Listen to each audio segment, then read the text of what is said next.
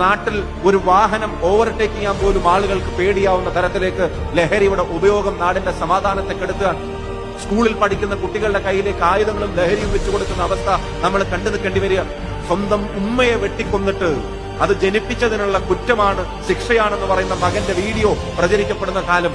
എന്നിട്ട് അറസ്റ്റ് ചെയ്ത് കൊണ്ടുപോകുമ്പോൾ മാധ്യമങ്ങളിൽ വാഹനത്തിലിരുന്നിട്ട് മാധ്യമങ്ങൾക്ക് ഫ്ലൈയിങ് കിസ് കൊടുക്കുന്ന അവസ്ഥ. നിങ്ങൾക്കറിയാം, മുത്തശ്ശിയെയും അമ്മാവനെയും ഒക്കെ കൊന്നിട്ട് ശ്രീനഗറിലേക്ക് ടൂർ പോയതിന്റെ കാര്യങ്ങൾ വായിക്കേണ്ടി വരുന്നു. 12ാം ക്ലാസ്സിൽ പഠിക്കുന്ന കുട്ടി വന്നിട്ട് തീർത്ത് കളയുമെന്ന് പറയുന്ന അവസ്ഥയിലേക്ക് കത്തിയെടുത്ത് 16 വയസ്സുള്ള ഒരുത്തൻ തൃശ്ശൂരിൽ 31 വയസ്സുള്ള ഒരാളെ കുത്തിക്കൊല്ലുന്ന ഉൾപ്പെടെയുള്ള വാർത്തകൾ.